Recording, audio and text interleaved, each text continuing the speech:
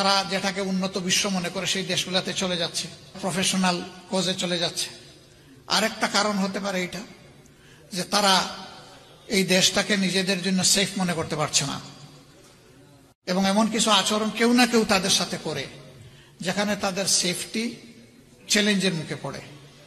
এটার কারণে কিছু লোক এখান থেকে মাইগ্রেট করতে পারে, আর কিছু লোক এই দুইটার কোনোটাই না, তারপরেও সে মনে করে যে ভবিষ্যৎ কি হবে জানি না, আমি আপাতত একটা সেফ জোনে চলে যাই। That might be. আমরা জোর করে এর কোনোটা বন্ধ করার পক্ষেও নই, আবার জোর করে কাউকে দেশ থেকে বিদায় করে দেওয়ার পক্ষেও নই।